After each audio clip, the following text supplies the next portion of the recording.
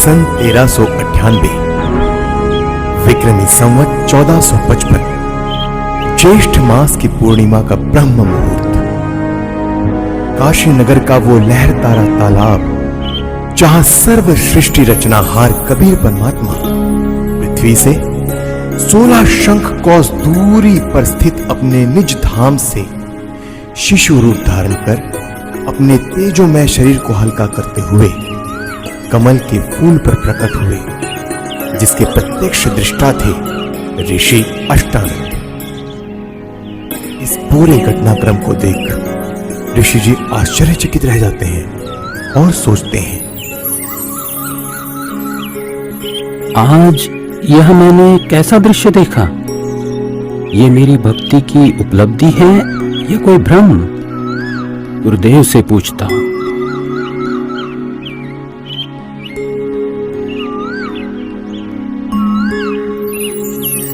ऋषि अष्टानंद जी के गुरुदेव थे स्वामी रामानंद जी, जो कि विष्णु जी के उपासक थे और वैष्णव धर्म का प्रचार किया करते थे, जिसके लिए उन्होंने 1400 ऋषि शिष्य प्रचारक रूप में भी बना रखे थे।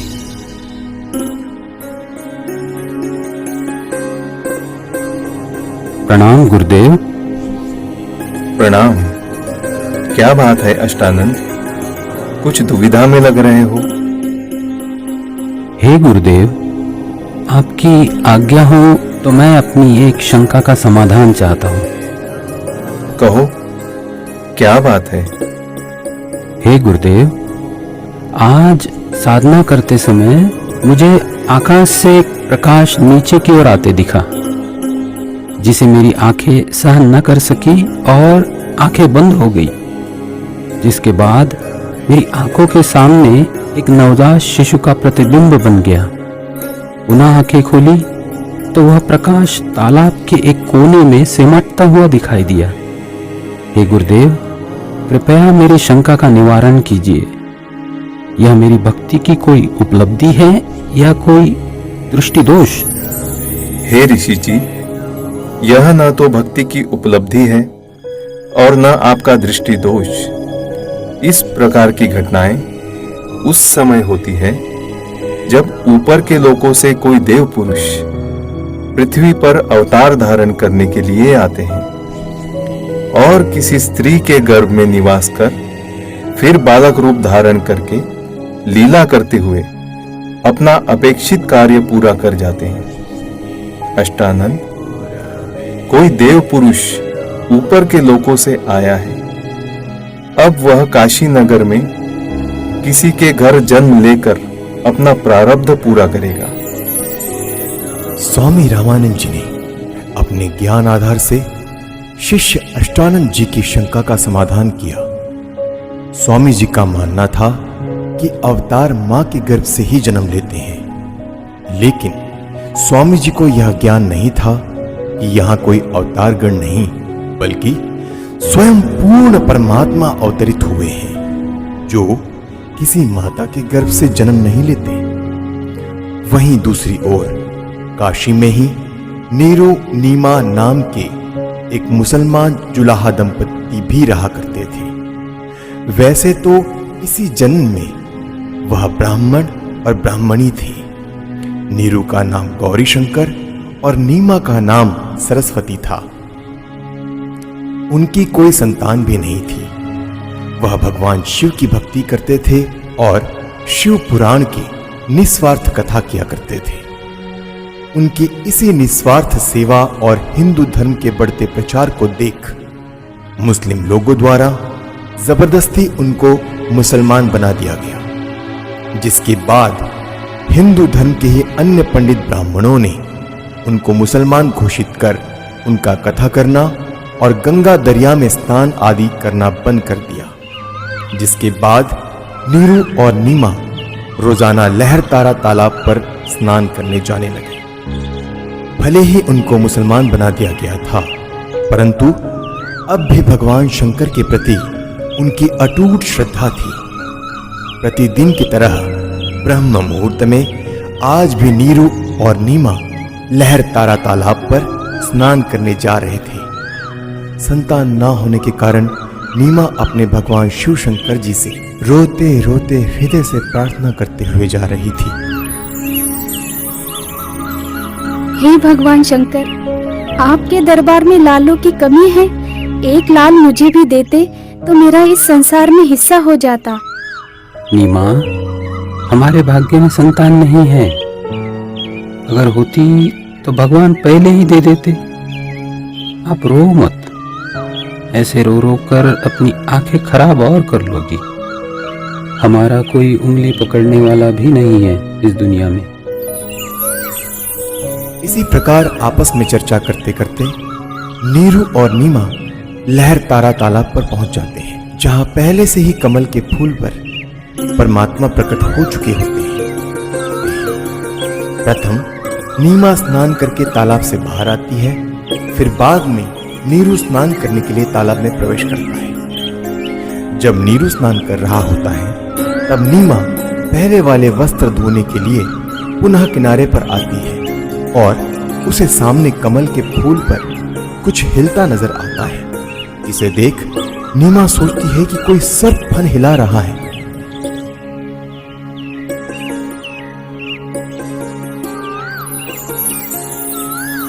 देखना जी, कमल के फूल पर बालक है। कमल के फूल पर बालक है। ये तो बच्चे की चाह में बिल्कुल पागल हो गई है। अब तो इसको जल के अंदर भी बच्चे दिखाई देने लग गए हैं। ये शंकर भगवान इसको सद्बुद्धि दो दाता। देखना जी, कमल के फूल पर बालक है। बस कर नीमा, अब तुझे यहाँ जल में भी बच्चे दिखाई दे रहे हैं। जल में कहां से बालक आएगा? हे भगवान! देखना जी, वो बच्चा डूबेगा जल में।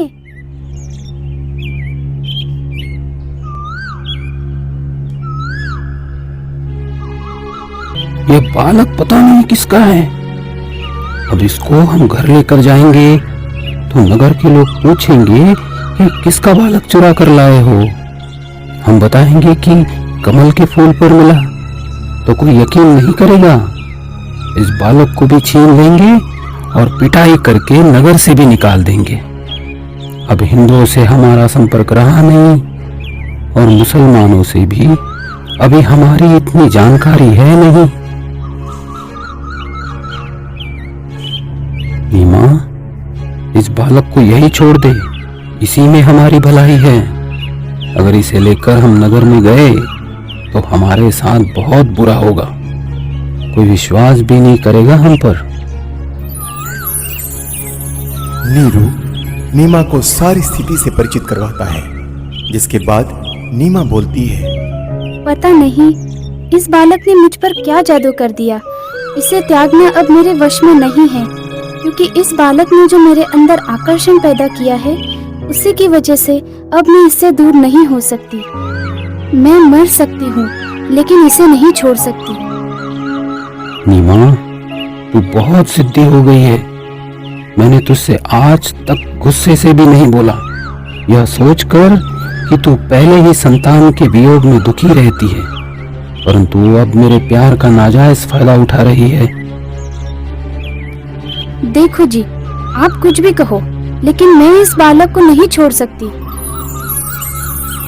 नीरू के काफी समझाने के बावजूद भी नीमा नहीं मानती। तब नीरू ने रोते हुए आंखों में आंसू लिए पहली बार नीमा के ऊपर हाथ उठाया और बोला, रख दे इस बालक को यही, नहीं तो तुझे थप्पड़ मारूंगा। नीरू, मैं तुम्हारे लिए ही आया हूँ। मुझे घर ले चलो, तुम्हें कोई कुछ नहीं कहेगा।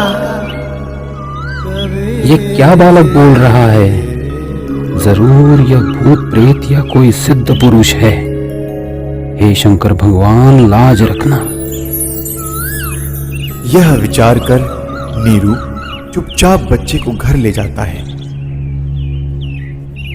परमेश्वर का शरीर बहुत सुंदर था।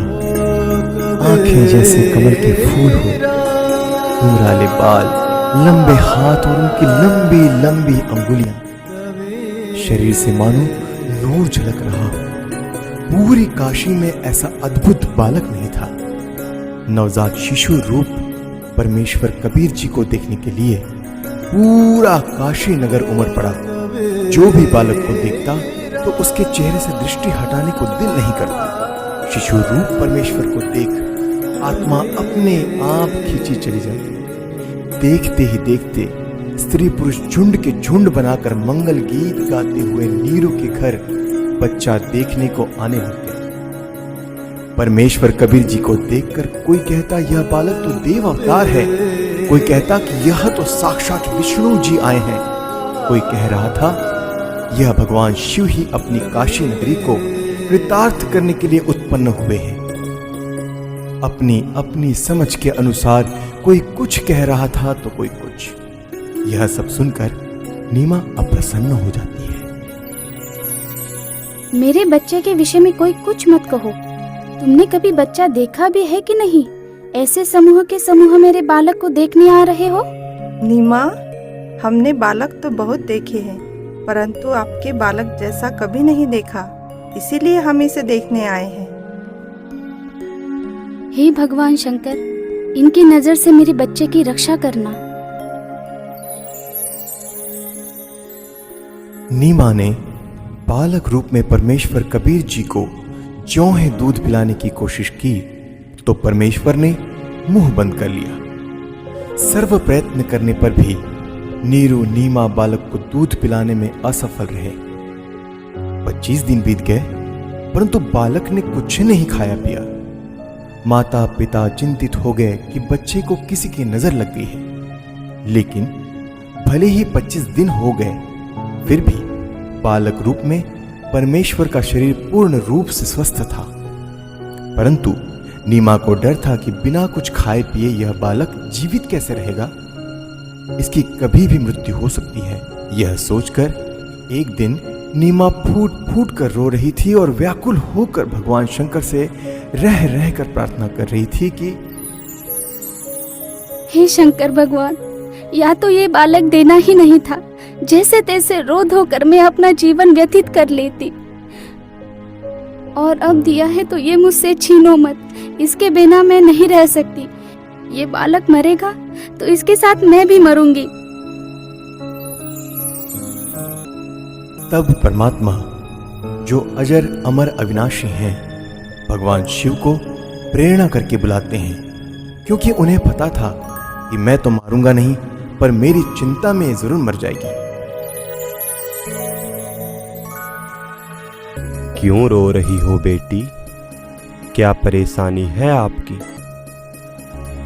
हे महात्मा जी, हम निसंतान थे। 25 दिन पूर्व भगवान शंकर जी ने यह बालक हमें दिया, लेकिन अभी तक इस बच्चे ने दूध नहीं पिया। सभी कोशिशें करके हम थक चुके हैं। आज भी इसने कुछ भी आहार नहीं किया। मैं इसलिए रो रही हूँ कि अब यह बालक मरेगा और इसके साथ मैं भी आत्महत्या करूंगी। आपका बालक मुझे दिखाइए। इस बालक की लंबी आयु है, यह मरने वाला नहीं है।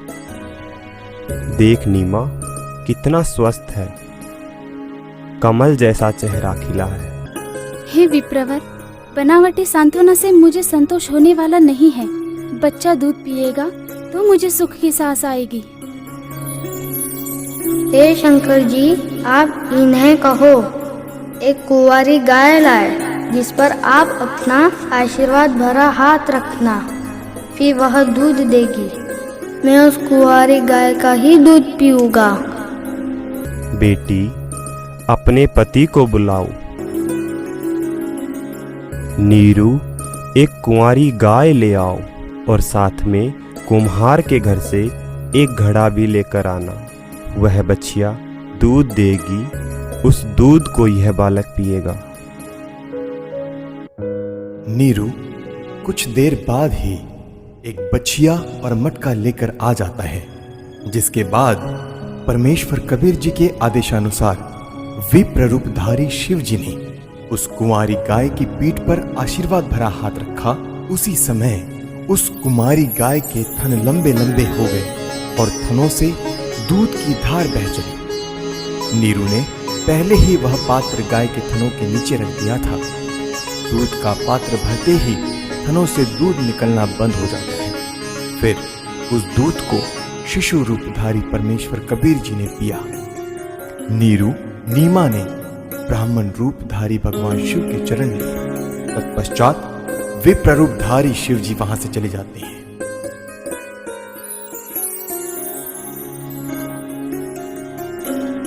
नीरू नीमा पहले हिंदू ब्राह्मणी थे, तो लालचवश ब्राह्मण लोग बालक रूप परमेश्वर का नाम रखने नीरू के घर आते हैं। लेकिन मुसलमानों का दबदबा होने के कारण उनसे हिंदू समाज दबता था।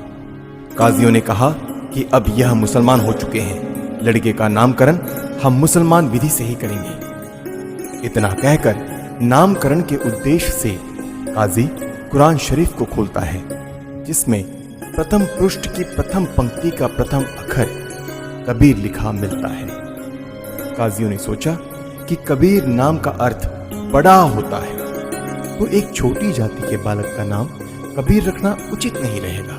यह सोचकर काजी द्वारा पुनः पवित्र कुरान शरीफ को खोला गया, तो दोनों पृष्ठ पर कबीर कबीर अक्षर लिखे मिले। इसके बाद काजी ने पूरी कुरान शरीफ का निरीक्षण किया, तो पूरी कुरान शरीफ में कबीर कबीर कबीर अक्षर लिखा था, अन्य लेख नहीं रहा। यह कोई साधारण बालक नहीं है, इस बालक ने कोई जादू जंतर करके हमारी कुरान शरीफ को ही बदल डाला। हे काशी के काजियों, मैं कबीर अल्लाहू अकबर हूँ। कल युग में मेरा नाम कबीर ही रहेगा।